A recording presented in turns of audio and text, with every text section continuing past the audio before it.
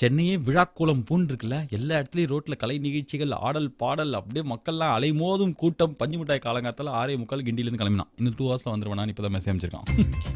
92.7 பிக ஃபுல்லாக உங்களை மாதிரியே எப்படி வருவோம் எங்கே போவோன்னு தெரியாமல் தட்டு தடுமாறி திக்கி தெசமாரி சூச்சு மாதிரியா ஸ்டூடியோக்குள்ளே வந்து உட்காந்துருக்க பாலாஜோட நீங்கள் இப்போ ட்ரை இருக்கிறது டேக் இட் ஈஸி. ஆனால் ஒரே ஒரு நாளைக்கு இது மாதிரி கஷ்டத்தெல்லாம் வந்து பரவாயில்ல அப்படின்னு நம்ம பொறுத்துனோம்னா 2 லட்சம் கோடி இன்வெஸ்ட்மெண்ட் நம்ம ஊருக்கு வரப்போகுது. 2 லட்சம் கோடி யாருக்கு? தம்பிடே இன்ஜினியரிங் காலேஜில் படிக்கிறியா? சப்போஸ் நீ வந்து ஃபஸ்ட் இயர் படிக்கிறேன்னா நீ ஃபைனல் இயர் முடிக்கிறதுக்குள்ள கேம்பஸ் பிளேஸ்மெண்ட்டுக்கு இன்னும் ஒரு 100 கம்பெனி புதுசாக வரப்போகுது. எல்லாம் நம்ம ஊர்லேயே. ஐயோ வேலைக்கு எங்கே போகிறோம், துபாயா, பாம்பேவா, அபுதாபியா அப்படிலாம் இல்லாமல் நம்ம ஊர்லேயே வந்து நிறைய கார்ப்பரேட் கம்பெனிலாம் வந்து இப்போ தான் நிறைய சிஇஓலாம் பேசுகிறது டிவியில் பார்த்தாங்க. செம்மையா this very happy moment I am giving 1200 crores அப்படின்னு சொல்லிட்டு அசால்ட்டாக எவ்வளோ நம்மளுக்கு சம்பளமே வந்து இவ்வளோலாம் ஈஸியாக கொடுக்க மாட்டாங்க. ஆனால் 1600 கோடி 10,000 crore 20,000 crore lot of investment is coming. No மிக உங்க சீக்கிரமே சலுகை வரும்ன்றீங்களா? அப்பெல்லாம் இல்லை அங்கிள், நிஜமாலே தான் சொன்னேன். முள் மனசுலேருந்து சந்தோஷமா அப்பா எவ்வளோ கம்பெனி நம்ம ஊரில் வருது. ஏன்னா நாமளாக பிஸ்னஸ் ஆரம்பிக்கணும்னா நோய்டான்றானுங்க, குஜராத்துக்கு போகணுன்றானுங்க. ஆனால் இப்போ நம்ம ஊர்லேயே வந்து இவ்வளோ கம்பெனிலாம் வந்து அதுவும் வந்து இந்த மாதிரி ஒரு சம்மிட் நிறைய இன்டர்நேஷனல் இன்வெஸ்டர்ஸ்லாம் கூப்பிட்டு நடத்துறதே ஒரு நல்ல விஷயம் தான் இல்லை. அவனா வந்து சினிமா ஃபங்க்ஷன் ஒண்டி தான் நம்ம ஊரில் பார்ப்போமே. அப்பப்போ இந்த மாதிரி வந்து மிகப்பெரும் விஷயம்லாம் நடக்கிறது ரொம்ப கஷ்டம். ரொம்ப நாள் கழிச்சு ரொம்ப வருஷம் கழிச்சு நடந்ததில் ஒரு சந்தோஷமாக தான் இருக்குது. உங்களை மாதிரியே 92.7 பிக் எஃப்எம்ல இந்த கம்பெனிலாம் வந்தால் நம்ம குடும்பத்தில் இருக்கிற யாராவது ஒருத்தருக்கு எப்போது ஃபியூச்சரில் வேலை கிடைக்குமா அப்பாசியோட பேசுகிற பாலாஜியோட நீங்கள் பெற்றா இருக்குது டேக் டிசி. அடுத்த ஒரு 3 மணி நேரத்துக்கு இதே மாதிரி நம்ம சுற்றி நடக்கிற நம்ம பார்க்குற நிற்கிற பக்கர கிக்கர்ன்ற மாதிரி எல்லாம் எடுத்து போடாண்டு சம்மந்தமே நம்ம சமஜாலே நிறைய விஷயங்கள் பேச போகிறோம். ஃபார் ஆல் தட் சுச்சு பிஜிக்கு அப்படின்ற மாதிரி கேளுங்கள். இது take DC powered by Udhayam பருப்பு வகைகள் மற்றும் Ponvandu detergent soaps and powder. கரெக்டாக சொல்லிட்டேன். டரண்ட் டாய். Are you listening to the newly uploaded and downloaded Big FM முற்றிலும் புதுமையான நிகழ்ச்சிகள்? 92.7 பிக் எஃப்எம் பாலாஜியோட take it easy powered by Udhayam பருப்பு வகைகள் மற்றும் Ponvandu detergent soap and powder வழங்கும். கேட்டுக்கும் போது என்ன தெரியுமா, அதை நாங்கள் ஒரு 10 நாள் முன்னாடி மாறிட்டோம்னா டாப் 100 கலக்கல் இட்ஸாக மாறிட்டோம். டமக்கட்டப்பான் பாட்டு, டண்டனக்கா அந்த பாட்டு, அதுக்கப்புறம் வந்து எல்லாரும் போடுற குத்து பாட்டு, அதுக்கப்புறம் மெலடி பாட்டெலாம் மிக்ஸ் பண்ணி ஒரு 100 பெஸ்ட் பாட்டு ஒவ்வொரு நாளைக்கு நீங்கள் கேட்கலாம். இதுக்கு முன்னாடி நாங்கள் மனசு தொட்ட மெலடி பாட்டு தான் போயிருந்தோம். இப்போ அந்த பாட்டெலாம் மாற்றிட்டோம். அதே மாதிரி நிறையா புது ஆர்ஜேஸ் வந்திருக்கிறாங்க. நைட்டு வந்து 9 மணிலேருந்து 12 மணிக்கு ரகசிய சிநேகிதி அப்படின்னு சொல்லிட்டு உறவின் முறையில் இருக்கும் சிக்கல்கள், வாழ்வின் மேம்பாடு, அதை பற்றி எனக்கு பேச தெரியல, அதனால் நீங்களே கேட்டு பாருங்கள். அந்த மாதிரி ஒரு ஷோ இருக்குது. அதுக்கப்புறம் வந்து ஆர்ஜே ரம்யா வந்திருக்காங்க. அவங்க தான் விஜே ரம்யா முன்னாடி விஜய் டிவியில் இருந்தாங்க. இப்போ ஆர்ஜே ரம்யா இருக்காங்க. சரித்திரன் அப்படின்ற ஒரு காலங்காத்தாலே உங்களை சிரிக்க வைக்கிற மாதிரி கிராஸ் டாக் மாதிரி ஷோலாம் பண்ணுவார். அதுக்கப்புறம் வந்து கிரிகிரி, மிருதுலா இவங்கெல்லாம் பழைய ஆர்ஜே தான், இருந்தாலும் புதுசாக வேறு ஒரு ஷோ பண்ணுறாங்க. அப்புறம் விஜய் டிவியில் மிமிக்ரி பண்ணுற விக்னேஷ் கார்த்திக் வந்து ஒரு ஆர்ஜேவை சேர்ந்திருக்கார். வேறு யாரோ ஒருத்தர் ஒண்டி விட்டேன், Archana. She is the comedy time and கொக்கர கோகுமாங்க coming. No she is also one RJ. So இவ்வளோ ஆர்ஜே மாதிரி இருக்கும். 10 நாளாக ஷோலாம் போயின்னு கேட்டிங்களா என்னாச்சு அப்படின்னு சொல்லிட்டு உங்ககிட்ட 4 வாட்டி கேட்டாலும் என்னாச்சு அப்படின்னா நீங்கள் கேட்டிங்கனாலும் எனக்கு தெரியல. அதனால் நீங்கள் என்ன பண்ணுறீங்க அப்படின்னு பார்த்தாக்க வந்து சப்போஸ் கேட்டு உங்களுக்கு பிடிச்சது இல்லை ஐயோ சகிக்கல அப்படின்ற மாதிரி இருந்தால் கூட பரவாயில்ல. அது பிக் எஃப்எம்ல ஒரு பேஜ் இருக்குது, ஆர்ஜே பாலாஜின்ற பேஜில் வந்து திட்டுறாதீங்க. ஏன்னா நான் ரொம்ப டீசென்ட் கை, குட் கை. பிக் எஃப்எம் 92.7 பிக் எஃப்எம் சென்னைன்னு ஃபேஸ்புக்கில் இருக்குது. முடிஞ்சா அதில் வந்து சொல்லுங்கள், ஓகேவா? நீங்கள் சொல்லி உங்களுக்கு எதாவது பிடிக்கலன்னா நாங்கள் அதை மாற்றிக்க பார்க்குறோம். எங்களுக்குமே இது வந்து நல்லா இருக்கா நல்லா இல்லையான்னு தெரியல. நல்லா இருக்குது அப்படின்ற ஒரு நம்பிக்கையில் நாங்களே ஏதோ ஒன்று ஆஃபீஸில் வேலை செஞ்சு பஞ்சு மிட்டாயெல்லாம் 10 நாளைக்கு லீவ்லாம் போட்டு ஐடியாலாம் யோசிச்சு அதுக்கப்புறம் ஏதோ பண்ணியிருக்காங்க. ஸோ நல்லா இல்லை அப்படின்னா வேறு ஐடியாலாம் யோசிப்போம். திருப்பி ஒரு 10 நாள் ரூம் தானே, அது போய் போட்டுக்கலாம் கோயம்பேடு பக்கத்தில். So any feedback please give to us and all இந்த 92.7 பிக் எஃப்எம் சென்னை பேஜ் இந்த ஃபேஸ்புக். ஓகே, அதுக்காக விளம்பரமா அப்படிங்களா? வேறு பக்கத்து எஃப்எம்ல இதெல்லாம் சொல்ல மாட்டாங்களா அங்கிள்? அதனால தான் நானே சொல்லிட்டேன். நீங்கள் கேட்டுங்கிறது 92.7 big FM take it easy with me Balaji powered by Udhayam பருப்பு வகைகள் மற்றும் Ponvandu detergent soaps and powder. 2-3 நாளாக பிக் எஃப்எம் ஆஃபீஸ் ஃபுல்லாக ஒரே குழந்தைங்களா இருக்குது. ஒரு 30-40 குழந்தைங்க அட் அ டைம் உள்ள வந்து குட்டி சுட்டிஸ் நிகழ்ச்சி மாதிரி ஆயிடுச்சு. 92.7 பிக் எஃப்எம்ல பாலாஜியோட take it easy powered by Udhayam பருப்பு வகைகள் Ponvandu detergent soaps and powder கேட்டுனுக்கும் போது என்னாச்சு அப்படின்னு பார்த்தாக்க, என்னாச்சு எதனால இவ்வளோ குழந்தைங்க வந்து அப்படின்னு பார்த்தாக்க, பிக் எஃப்எம்ல அடுத்ததாக வந்து குழந்தைங்களை வச்சு ஒரு ரேடியோ ஃபிலிம் எடுக்கிறோம். அதாவது திரைச்சித்திரம் கேட்டீர்கள் அப்படின்னு சொல்லிட்டு அந்த காலத்தில் நம்ம ரேடியோ கேட்கும்போது ஒரு ட்ராமாவோ இல்லை படமோ வந்து ரேடியோவில் கேட்போம்ல, அந்த மாதிரி ஒரு ரேடியோ படத்தை வந்து பிக் எஃப்எம்ல எடுக்க போகிறோம். இதில் வந்து யார் நடிக்கலாம் அப்படின்னா உங்கள் குழந்தையே நடிக்கலாம். அப்படியா அப்படி இருக்கலாம். ஆமாம் அங்கிள், ஆனால் மூஞ்சி தெரியாது அப்படின்னு. ஏன்னா குழல் வச்சு நீங்கள் எல்லாருக்கிட்டையும் சொல்லிக்கலாம். சொன்னால் இங்கே பாரு 7 மணிக்கு இந்த எஃப்எம்கில் அப்போ வரும் அப்படின்லாம் சொல்லிட்டு நீங்கள் சொல்லிக்கலாம். அதுக்கு நீங்கள் செய்ய வேண்டிய விஷயம், IDBI federal life insurance children's film ஃபெஸ்டிவலில் வந்து பிக் எஃப்எம் எடுக்க போகிற படத்தில் உங்கள் குழந்தை நடிக்கணும் அப்படின்றத நீங்கள் ரெஜிஸ்டர் பண்ணணும். முதல்ல அதுக்கு வந்து ஒரு ஃபோன் நம்பர் கொடுத்துருக்காங்க. ஐயோ காசாகுமே அப்படின்னா நோ டால் ஃப்ரீ நம்பர், ₹1 கூட செலவு இல்லாமல் உங்கள் குழந்தையோட வாய்ஸை ரெக்கார்ட் பண்ணி அந்த டால் ஃப்ரீ நம்பரில் இது பண்ணிட்டீங்கன்னா நாங்களே உங்களுக்கு அங்கிள் குழந்தைய ப்ளீஸ் அங்கிள் ஆளே இல்லை அங்கிள் அப்படின்னு கெஞ்சிலாம் கூடுவோம். ஏன்னா முதல்ல நல்லா ஆளே வரல. அப்புறம் பார்த்தா திடீர்னு ஒரு 2000 குழந்தைங்க வந்துருச்சு. 2000 இல்லை 25-30 வந்திருக்கும். நம்பர் என்ன தெரியுமா? 1800-3070-3395. இவ்வளோ ஃபாஸ்ட்டாக சொன்னால் எடுத்துக்க முடியாதுல்ல, மெதுவாக இந்த மியூசிக் ஆஃப் பண்ணிட்டு சொல்கிறேன். ஓகே, 1800-3070 0703395 இந்த நம்பருக்கு கால் பண்ணால் உங்களது குழந்தையின் வாய்ஸை பதிவு செய்ய என் ஒன்றே அமுக்கவும் பண்ணணும். அந்த மாதிரி ஏதோ அமுக்க சொல்கிறாங்களோ அதை அமுக்கிட்டு அதுக்கப்புறம் குழந்தையோட வாய்ஸை டைலாக் ஏதாவது ஆண்டவர் சொல்கிறான் அப்படின்ற மாதிரி ஏதோ ஒரு டைலாக் வந்து நீங்கள் பதிவு பண்ணிட்டீங்கன்னு வச்சுக்கோங்க. அதை கேட்டதுக்கப்புறம் இங்கே இருக்கிற வல்லுநர்கள் எல்லாம் என்ன பண்ணுவாங்கன்னா யாரையும் செலக்ட் பண்ணலாம் அப்படிலாம் யோசிச்சு செலக்ட் பண்ணுற எல்லா குழந்தைகளும் நாங்களே ஃபோன் பண்ணி உங்களுக்கு எந்த டைம் வந்தால் இந்த படத்தில் நடிக்க வைக்க முடியும்னு சொல்லுவோம். ஓகே அங்கிள், உங்கள் வீட்டில் குழந்தை இருக்குது, அந்த குழந்தைக்கு இன்ட்ரெஸ்ட் இருக்குது அப்படின்னா வந்து இது பண்ணுங்க. இல்லைனா குழந்தை கிள்ளி விட்டு கட்டையை வச்சு கொக்குன்னு நடிச்சு இந்த பேசுனா வானா அப்பெல்லாம் அந்த குழந்தைலாம் வாங்க. ஓகே, நீங்கள் குழந்தைக்கு இன்ட்ரெஸ்ட் தான் இந்த நம்பர் கால் பண்ணுங்கள். சுயநலம் கருதி வெளியிடுவோம் 92.7 பிகஃபுல்ல பாலாஜி இன்னும் வீட்டுக்கு போனால் என்ன தான் டெய்லி புலம்பினே என்னத்தை டிவியில் போய் பார்க்குறது. கிரிக்கெட்டாவது விளையாடலாம் இவனுங்க. ஐபிஎல்ல கேஸ்னா அதான் இத்தனை நாளாக ஊழல் லஞ்ச லாவண்யம் இது கிரிக்கெட்டே கிடையாது ஃப்ராடு அப்படின்னு சொல்லிட்டு 8 வருஷமாக தெரியும். எல்லாத்தையும் புலம்பிட்டு நம்ம டெய்லி உட்காந்து 1.5 மாதத்துக்கு பார்ப்போம்ல. இப்போ என்ன இருக்குது கிரிக்கெட் பார்க்குறதுக்கு எதுவுமே இல்லைல்ல. சரி, சவுத் ஆஃப்ரிக்காவுக்கு இந்தியா போனாலும் அது பரவாயில்ல. நைட்டு மேட்ச் நடக்கும், செம்ம ஜாலியாக உட்காந்து டிவியில் 2 மணிக்குள்ள பார்க்கலாம். அப்படி ஆனால் டொனால்ட்லாம் வந்து கமெண்டேட்டர் பக்கத்தில் உட்காந்து இருப்பார். ஆனால் பாருங்களேன், அவங்க கிளம்பி இங்கே வராங்களாம். கண்டிப்பாக 3 மேட்ச் சீரிஸாடா சென்னையில் மேட்ச் நடக்குது. எத்தனை மேட்ச்னு தெரியல. எத்தனை மேட்ச் நடந்தாலும் இந்தியா டெஸ்ட்டில் ஜெயிச்சிரும். Ashwin 2 match man of the match. Amit மிஸ்ராக்கு தூக்க முடியாமல் தூக்கி ஒரு மேட்ச் கொடுப்பாங்க. 1 டே சீரிஸில் 3-2 ஜெயிப்பாங்க. ரோஹித் சர்மா 3 வாட்டி 200 அடிப்பான். ஏன்னா இந்த மாதிரி இந்தியாவுக்குள்ள நடக்கிற சீரிஸ்லாம் இந்தியாவில் ஒரு 450 அடிக்க முடியும். திருப்பி ஒரு மேட்ச் ஏபிடியில் சேர்த்து சேஸ் பண்ணுவாங்க. செம்ம இன்ட்ரெஸ்ட்டாக கிரிக்கெட்டை பற்றி நம்ம பேசுவோம். ஆனால் பார்த்தா அது சீரிஸே இருக்காது. முதலே தெரிஞ்சிடும் என்ன இந்தியாவுக்குள்ளே வந்து ஸ்பின்லாம் எவனால் ஆட முடியும். ஆனானப்பட்ட ரிக்கி பாண்டிங் சிவாவாலே ஆட முடியும். இப்போ இருக்கிற டீம்லலாம் மொத்தமே 3 பிளேயர் தான் நம்மளுக்கு தெரியும். இதெல்லாம் எவன் வரான் எவன் போகிறான். நைட்டு தான் விளையாட்டு மேட்ச். நைட்டு கிரிக்கெட்டும் இல்லை, ஒன்றுமே இல்லை, டிவியில் எதுவுமே இல்லை. அங்கிள் ஏன்டா வீட்டுக்கு போய் டிவி பார்க்குற வேறு தான் பண்ணுறீங்களா? வேறு என்ன பண்ணுறது? சென்னையில் நான் ஏற்கனவே சொன்னல ஒரு இடம் இருக்குது, போய் துப்பாக்கி சுடுற போட்டிலாம் விளையாடலான்னு சொல்லிட்டு நுங்கும் பக்கத்தில். அதுக்கு போகலாமா? பஞ்சு மிட்டாய் மண்டே ஆட்டுறான். ஸோ இன்றைக்கி வந்து அந்த துப்பாக்கி சொல்கிற இடம் என்ன தெரியுமா, உடம்புல ஃபுல்லாக வந்து அந்த இது போட்டுப்போம், ஜாக்கெட்லாம் போட்டு லேசர் கண்ணு வச்சு இருட்டுக்குள்ளே கொயின்னு சுட்டுனே இருக்கணும். 300 ஒரு ஆளுக்கு. இவ்வளோ ஜாஸ்தி அப்படின்னீங்களா? ஆனால் 5 பேராக போனீங்கன்னா தலைக்கு 300 வந்துன்னா கொஞ்சம் லைட்டாக அப்படி இதாகிடும். ஒரு ½ hour ஜாலியாக விளையாட்டா சந்தோஷமாக வீட்டுக்கு போயிடலாம். நான் போய் அதை விளையாட முடியுமா பார்க்குறேன். மறுபடியும் நாளைக்கு சாயங்காலம் உங்களுக்கு பார்க்குற வைக்கலாம். உங்களுக்கு நல்லா பார்த்துக்கோங்க, பக்கத்தில் இருக்கிற முடிஞ்சா பார்த்துக்கோங்க. அட்லீஸ்ட் நெக்ஸ்ட் டைம் இது Balaji Singh tata bye bye good night. Great night டொரண்டன். அதுக்கு முன்னாடி வந்து இது சொல்லி ஆகணும்ல, உதயம் பருப்பு வகைகளும் அதுக்கப்புறம் வந்து பொன்வண்டி டிடர்ஜென்ட் சோப்ஸும் பவுடர் தான் இந்த ஷோவை பவர் பண்ணுறாங்க. இல்லைன்னா என்ன ஆகும் அப்படின்னு பார்த்தாக்க பஞ்சு மிட்டாய் இன்னும் கொஞ்சம் நான் பேசணும்னா டொரண்டை சொல்லிட்டல. அப்போ டாடா பாபாய். பால் பாக்கெட் வாங்கி கொடுத்து வில்லன் கொலை பண்ணா கோர்ட்டில் போய் சாட்சி சொல்கிற ஹீரோ நாய். ஹீரோ எப்போ வீட்டுக்கு வந்தாலும் அவனை துரத்தி ஹீரோயின் குளிச்சு நிற்கிற பாத்ரூம்லேருந்து அவளை வெளில வர வச்சு 2 பேரும் ரோலிங்கில் இருக்கும்போது வெக்கப்படுற ஹீரோயின் நாய்க்கு அப்புறம் 3வது கேட்டகரியில் இருக்கிற நாய் தான் வில்லன் நாய். 92.7 பிகஃபுல்ல பாலாஜி டிகிடிசி கேட்டு இருக்கும்போது காலகாலமாக நம்ம பார்க்குற தமிழ் சினிமாவில் விலங்குகளை எந்த அளவுக்கு கௌரவப்படுத்துகிற மாதிரி காட்சிகள்லாம் இருந்திருக்கு, எந்த அளவுக்கு பயங்கரமாக பயன்படுத்தி நம்ம அதை பார்த்துருக்கோம் அப்படின்றதான் இன்னைக்கு சாயங்காலத்துலேருந்து லூஸ் டாக்லாம் சொல்ல ஆரம்பிச்சிருக்கோம். ஹலோ ஹலோ, அந்த புலிஸ் புலியே இல்ல. Hello loose talk. அந்த வகையில் இந்த வில்லன் நாய் அப்படின்றது என்ன பண்ணும் அப்படின்னு பார்த்தாக்க இந்த எதுவுமே பண்ணாது, தண்டத்துக்கு இருக்கும் அப்படின்றது தான் இந்த வில்லன் நாயோட மாபெரும் அடையாளமே. பார்க்கறதுக்கு வந்து ரொம்ப கொடூரமாக பயமாக இருக்கும். 7 அடிக்கு இருக்கும். 10 கிலோ கறியை வந்து அப்படின்னு சொல்லிட்டு வில்லன் பக்கத்துலேயே உட்காந்து சாப்பிடும். கருப்பு கலரில் 2 பைனாகுலர் மாதிரி கண்ணு வச்சுக்கிட்டு அது கடைசி வரைக்கும் முறைச்சினே இருக்குமே தவிர ஹீரோ முதல் வாட்டி வீட்டுக்கு வரும்போது டைகர் கோ கோன்னு. இதில் முக்கியமான விஷயம், எல்லா வில்லனோட நாய்க்கு பேரும் டைகர் தான்.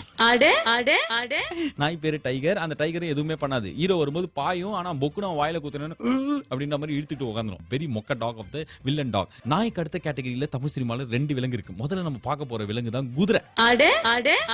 எத்தனை படத்துல இந்த குதிரை ஹீரோக்காக அழற காட்சி நீங்க பாத்திருக்கீங்க? நான் 2 படத்துல பாத்திருக்கேன். 2மே ஆனா ரஜினி படம் தான். ஒன்னு அந்த சிவா படத்துல ரஜினி வந்து போன்னு விரட்டும் போது குதிரை அழுவும், அப்படியே விரட்டாத அப்படின்ற மாதிரி. அதே நேரத்துல முத்து படத்துல பொன்னம்பலம் ஏறி வண்டியில உட்காந்தோன்னா குதிரை கண்ணுல இருந்து தாரதாரியா தண்ணி ஊத்தும். அந்த படத்துல யானையை அழுவுன்றீங்களா? யானை கொஞ்ச நேரம் கழிச்சு வரும். ஆனா இப்போதைக்கு குதிரை கேட்டகரி தானே. இந்த குதிரை தமிழ் சினிமால பண்ணாத விஷயங்களே இல்லைன்னு சொல்லலாம். என்னெல்லாம் பண்ணிருக்கு அப்படின்னு பார்த்தாக்க இந்த மாதிரி அழுதுருக்குன்னு சொல்லல. அதே மாதிரி கண்ணடிக்கிற காட்சிகள்லாம் குதிரை கண்ணடிக்கும். அதுக்கப்புறம் வந்து திருடும். ஹீரோயின் வந்தா ஈவ் டீசிங் பண்ணும். ஹீரோயினோட முதுகுலயே கும்முன்னு போய் குத்தி அவ வந்து ஹீரோ மேல விழும்போது அதை பார்த்து ரசிக்கும். இதெல்லாம் பாத்துருக்கீங்களா? எந்த உலகத்திலேயாவது குதிரை இதெல்லாம் பண்ணுவான்? இன்னும் ஜாஸ்தியா ராமநாராயணன் அவரோட படத்துலாம் வந்து துர்கா, அதுக்கப்புறம் இன்னும் தேவி ஷாம்லி வச்சு ஒரு 173 படம் ஒரே நேரத்தில் வந்து அந்த எல்லா படத்துலையும் பார்த்தாக்க இந்த குதிரை தான் கீ கேண்டிடேட்டா இருக்கும். வில்லனோட இடத்துக்கு போயிட்டு அவனுக்கே தெரியாம குதிரை ஒளிஞ்சிக்கும். சின்ன குழந்தை ஒளிஞ்சிக்கும், கண்டுபிடிச்சிருவானுங்க. ஆனா குதிரை ஒளிஞ்சிக்கிட்டா யாருமே கண்டுபிடிச்சிக்க மாட்டாங்க. இதே மாதிரி இன்னும் யானை, கரடி, எருமாடு, பாம்பு இதெல்லாம் நிறைய பாக்கி இருக்குது. இது 92.7 பிக் எஃப்எம்ல லூஸ் டாக் ஆஃப் தி விலங்குகள் special. Only on Take It Easy with P Balaji, powered by Ponvandi detergent soaps and powder மற்றும் உதயம் பருப்பு வகைகள். கரெக்டா சொல்லிட்டேன். ஒரு பாம்பு அதோட ஓனரை காப்பாத்துறதுக்காக இரும்பு சங்கிலியை அதோட வாயாலேயே கடிச்சு திறந்து அதனால அந்த பாம்புக்கு வாயில ரத்தம் வந்தது பார்த்துருக்கீங்களா? பித்துக்குழி என்னடா பேசுகிறீங்களா? நிஜமாலே தான் நான் பார்த்திருக்கேன். ஒரு படத்துல, தமிழ் படத்துல ஹீரோயினை வந்து இரும்பு சங்கிலியால கட்டி போட்டுருவாங்க. ஆனா சின்ன வயசுல இருந்து அதோட புத்துல வந்து பால் ஊத்தின ஒரே அக்கா இந்த அக்கா தானே, இவங்க போய் கட்டி போட்டாங்களேன்னு சொல்லிட்டு அந்த பாம்பு தன் உயிரையும் பொருட்படுத்தாது அந்த வாயை வச்சு அப்படின்னு போய் அந்த இரும்பு சங்கிலியை திறந்து அப்படியே அந்த ஹீரோயினை காப்பாற்றும் போது அந்த பாம்பு வாயெல்லாம் ரத்தமா வரும், பல்லெல்லாம் ஈரெல்லாம் வீங்கி போது நாகராஜா ஏன் நாகராஜா அப்படின்னு சொல்லிட்டு இந்த ஹீரோயினும் பாம்பு கட்டி பிடிச்சி அழுகிற காட்சி இருக்கே. 92.7 பிக் எஃப்எம்ல பாலாஜியோட டேக் இட் ஈஸி கேட்டு இருக்கும்போது சாயங்காலத்துல இருந்து தமிழ் சினிமால விலங்குகளை எந்த அளவுக்கு போற்றுற மாதிரி காட்சிகள் இருக்கு, எத்தனைலாம் நம்ம பார்த்து மெய் செலுத்து போயிருக்கோம் அப்படின்றது தான் ஒவ்வொன்னா வந்து இந்த லூஸ் டாக்ல சொல்லுகிறோம். ஹலோ ஹலோ அந்த புலிஸ் ஏரியால ஏன் புலியே இல்ல? Hello loose talk. அந்த வகையில நாய் குதிரை ரெண்டு முடிஞ்சு போச்சு. முக்கியமான மூணாவது அனிமல் தான் இந்த பாம்பு. பாம்புக்கு என்னெல்லாம் குணாதிசயங்கள் இருக்கு, பாம்பு இதெல்லாம் பண்ணுமா அப்படின்னு சொல்லிட்டு டிஸ்கவரி சேனல், நேஷனல் ஜியோகிராபிக் சேனல்ல சொல்ற வரைக்கும் நம்ம காலாகாலமா நம்பிட்டு இருந்த நிறைய விஷயங்கள் எதுனால அப்படின்னு பார்த்தா சினிமானால தான். எங்கேயோ ஒரு 500 கிலோமீட்டருக்கு தள்ளி அந்த ஹீரோயின் நாகராஜா அப்படின்னு கத்தினாலும் புத்துக்கு உள்ளேந்து, அது புத்து வெளில இருந்தா கூட பரவாயில்ல, புத்துக்கு உள்ள சவுண்ட் ப்ரூஃப் ரூம்ல இருக்கிற அந்த பாம்பு அதுக்கப்புறம் ஒரு 500 கிலோமீட்டர் அந்த குரலை கேட்டு கரெக்ட் டைரக்ஷன்ல போறத பாத்துருக்கீங்களா? ஆனா பாம்பு காதே கிடையாது, பாம்பு காதே கேட்காதுன்னு சொல்லிட்டு இந்த டிஸ்கவரி சேனல்லாம் வந்ததுக்கு அப்புறம் நமக்கு தெரியுமே. என்னதான் பாம்பு கெட்டது விஷம் உடையதா இருந்தாலும் இந்த ஹீரோவோ ஹீரோயினோ வளர்க்குற பாம்பு மட்டும் ரொம்ப ரொம்ப சாதுவா ரொம்ப ரொம்ப நல்லதா இருக்கும். பக்கத்துல இருக்கிற மளிகை கடைக்கு வாயில கூடிய சுமந்துட்டு சாமான் வாங்கிட்டு வர பாம்பு பாத்துருக்கீங்கல்ல, அது ஹீரோயின் வளர்க்குற பாம்பா இருக்கும். அதுதான் வந்து ஹீரோயினுக்கு காவம் தான் இருக்கும். அந்த பாம்பு ஒரு நாளைக்கு வெளியூர் போயிட்டு வரேன்னு சொல்லிட்டு ஹீரோயின் கிட்ட சொல்லிட்டு போயிருக்கும் போது இந்த வில்லன் வந்து அந்த ஹீரோயினை கபலீகரம் பண்ணிடுவான். திரும்பி வந்த பாம்பு பார்த்து கதறி கதறி அழும். அதுக்கப்புறம் வந்து நாகலிங்கத்தை கச்சக் பச்சக்குன்னு கக்கும் அப்படின்னுவாங்க. 250 வருஷத்துக்கு ஒரு வாட்டி தான் இது கிடைக்கும்னு சின்ன வயசுல நினைச்சு ஐயோ பாம்பு நாகலிங்க நம்ம எடுத்துன்னு வந்து ஓடி வந்துடணும் அப்படின்லாம் நினைச்சிருக்கேன். இப்போ வரைக்கும் நான் அப்பா அந்த நம்பிக்கை போவே இல்லை. இப்பதான் கொஞ்சம் கம்மியாயிருது. சீக்கிரமே ஏதாவது ஒரு பாம்பு படம் வந்தா திருப்பி வந்துடும். முக்கியமா வேற ஏதோ ஒரு விஷயம் நடக்குமே. எத்தனை பாம்பு எவ்வளவு வில்லனை கரம் வச்சு துரத்தி துரத்தி வந்து தொக்கு தொக்குன்னு கொத்திருக்கு. கொத்தினதுக்கு அப்புறம் அந்த பாம்பு மூஞ்சில ஒரு சந்தோஷத்தை வேற காட்டுவாங்க. பாம்போட மூஞ்சிலேயே நவரசத்தையும் வர வச்ச மாதிரி எக்கச்சக்க படத்தை நம்ம பார்த்து வியந்திருக்கோம். இன்னும் கொஞ்சம் அனிமல்ஸ் பாக்கி இருக்கு. 92.7 பிக் எஃப்எம்ல விலங்குகள் special take it easy powered by Ponvandu soaps and detergent powder and Udhayam பருப்பு வகைகள். நல்ல டான்ஸ் ஆட தெரிஞ்ச, கிரிக்கெட் விளையாட தெரிஞ்ச, சண்டை போட தெரிஞ்ச, சேஸ் பண்ண தெரிஞ்ச, இன்ஃபேக்ட் உணர்ச்சிகளை கொட்டக்கூடிய ஒரு பயங்கரமான நடிகர் யாருன்னா டபால் நீங்க யார் சொல்லுவீங்க? டான்ஸ் கிரிக்கெட் எல்லாம் சாந்தனு அப்படின்னு 92.7 பிக் எஃப்எம்ல பாலாஜியோட டேக் இட் ஈஸி கேட்கும்போது அது கிடையாது. என்ன தெரியுமா, சாயங்காலத்துல பேசினிக்கிறது வந்து தமிழ் சினிமால காலாகாலமா நம்ம விலங்குகள்லாம் எப்படி பாக்குறோன்றதான். நாயை எப்படி காட்டுறாங்க, சிங்கத்தை எப்படி காட்டுறாங்க, அதுக்கப்புறம் வந்து இன்னொரு முக்கியமா பாம்பு குதிரை எல்லாம் எப்படி வந்துன்னு பார்த்தா அந்த கேட்டகரியில அடுத்ததா இருக்கிற ஒரு ஆல்ரவுண்டர் தான் யார் அப்படின்னு பார்த்தாக்க வந்து யானை. எவ்வளவு படத்துல யானை டான்ஸ் ஆடி இருக்கு பாத்தீங்க. யானை மாமா கணேச மாமா அப்படின்னா அந்த யானை வந்து இந்த பீட்டுக்கு தவிர ஜிக்கு சக்கர சக்க சக்கர ஜுக்கான ஆடுவே பாத்திருக்கீங்களா? அந்த குழந்தை பாடுற சகிக்க முடியாத பாட்டுக்கெல்லாம் அந்த யானை ஒண்டி செம்ம இன்ட்ரெஸ்டிங்கா எந்தூசியாஸ்டிக்கா டான்ஸ் ஆடுறத பாத்திருப்பீங்க. அதே மாதிரி கிரிக்கெட் விளையாடுற யானை பாத்திருக்கீங்கல்ல, ஒரு கிராபிக்ஸ்ல வருமே. இப்பதான் ரீசெண்டா ஒரு 4-5 வருஷத்துக்கு முன்னாடி அந்த படம் வந்தது. யானை வந்து கிரிக்கெட் பேட் வச்சு ஜொங்கு ஜொங்குன்னு அடிக்கும். அந்த கிரிக்கெட் விளையாடி இருக்கு. அதே மாதிரி எந்த படத்துல அழுதுருக்கா? எனக்கு நல்லா தெரிஞ்ச முத்து படத்துல யானை வந்து இந்த கோயில் வாசல் நின்று கதறி கதறி அழும். விடுகதையா அந்த பாட்டோட ஆரம்பமே யானை அழுவுதான். யானை அழுதுருக்கு, டான்ஸ் ஆடி இருக்கு, கிரிக்கெட் விளையாடி இருக்கு, எப்பெல்லாம் ஃபைட் பண்ணிருக்கு, சேஸ் பண்ணிருக்குன்னா அது காலகாலமா நீங்க அந்த இந்த படம் வந்து அண்ணன் தம்பியா வருமே, கமல் தான் வந்து அண்ணன், யானை தான் தம்பி. ஐயோ ராம் லக்ஷ்மண், அதுல லக்ஷ்மண் யாரு? அந்த யானை தானே. எவ்வளவு வாட்டி வில்லனை துரத்தி முதுகுலயே முட்டி சண்டெல்லாம் போட்டு கோர்ட்லயே போய் தள்ளும். சட்டத்து முன்னாடி ஒப்படைக்கிறது வந்து ஹீரோ தான் பண்ணுவான்னு கிடையாது, அந்த யானையும் பண்ணுன்ற அளவுக்கு சட்டத்தையும் நியாயத்தையும் மனிதத்தையும் காப்பாற்றுற ஒரு மாபெரும் விலங்கா தான் யானை சினிமாவில் வென்றது. இல்லாமல் இப்போ லேட்டஸ்ட்டாக மாணிக்க யானை கண்ணடிக்கும், ஹீரோவும் ஹீரோயினையும் சேர்த்து வைக்கும். கடைசியில் தன்னோட எஜமானனை காப்பாற்றணுங்கிறதுக்காக இடுப்புலயே ஒரு குத்து வாங்கி அந்த மலையில சரிஞ்சு விழுந்து மாணிக்கம் போகுமே.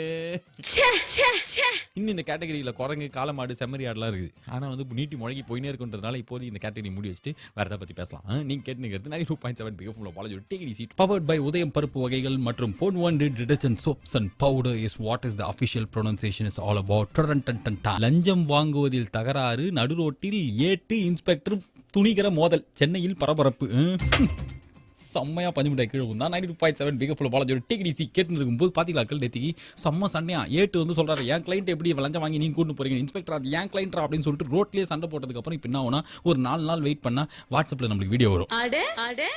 இன்ஸ்பெக்டர் ஏட்டு எப்படி சண்டை போட்டாங்க அப்படின்னு சொல்லிட்டு ஃபேஸ்புக்ல ஒரு 12 ஹவர்ஸ் பேசுவோம். அதுக்கப்புறம் நம்மளுக்கு பொறுமை போயிடும், வேற ஏதாவது சண்டை பத்தி பேச ஆரம்பிச்சிடும். ஆனா பாருங்களேன் அங்கிள், கவர்மெண்ட் ஊழியர்கள் 2 பேர் ரோட்ல கட்டி போறது சண்டை போட்டதுனால தான் இந்த லஞ்சம் வாங்கினதே நம்மளுக்கு வந்து ஆச்சரியமா தான் இருக்குது. மற்றபடி நம்மளுக்கு வந்து இப்போ எந்த கவர்மெண்ட் ஆஃபீஸ்ல நம்ம காரியம் சாதிச்சுக்கணும்னா காசே இல்லாம போயிட்டு சார் எனக்கு பர்த் சர்டிஃபிகேட் கொடுங்க அப்படின்னா இந்தாங்க சார் எடுத்துட்டு போங்க அப்படின்னா கொடுப்பாங்க.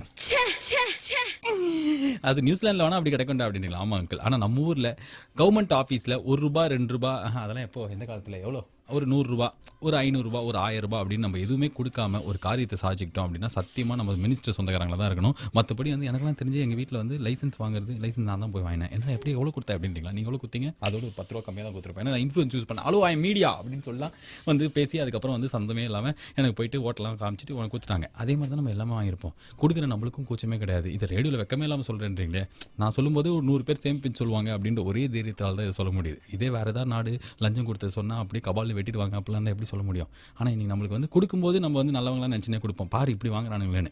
ஆனால் வாங்குற எல்லாரையும் நம்ம திட்டினே இருப்போம். All of us part of the system only. பஞ்சமுடாய் சொன்னால் இதை வச்சு ஒரு லூஸ் டாக் ஒரு 2 மணி நேரம் பேசலாமேன்னு என்றைக்காவது ஒரு நாளைக்கு பேசுறதுக்கு எதுவுமே இல்லாத போது நீட்டி மொழிக்கு இதை பற்றி பேசலாம். இப்போது இது போதும். பக்கத்தில் வேறு பஞ்சமுடாய் நோயின்றான். இதுனா உனக்கு பசி காமிச்சிச்சு பொழுது நீ கேட்டுனுக்கிறது 2 போலீஸ்காரர்கள் சண்டை வீடியோ எப்போ வாட்ஸ்அப்பில் ஒரு எதிர்பார்த்துங்கிற பாலாஜியோட டிடிசி டாக்கன் டைப் பவர்ட் பை உதயம் பருப்பு வகைகள் மற்றும் Ponvandi detergent soaps and powder. கொஞ்சம் நேரத்துக்கு முன்னாடி மறந்துட்டேன், இப்போ ஞாபகம் வந்துருச்சு. இன்னும் வீட்டுக்கு போனால் என்ன தான் டெய்லி புலம்பினே என்னத்தை டிவியில் போய் பார்க்குறது? கிரிக்கெட் எதாவது விளையாடல இவனுங்க. ஐபிஎல்ல கேஸ்னா அதான் இத்தனை நாளாக ஊழல் லஞ்ச லாவண்யம், இது கிரிக்கெட்டே கிடையாது ஃப்ராடு அப்படின்னு சொல்லிட்டு 8 வருஷமாக தெரியும்.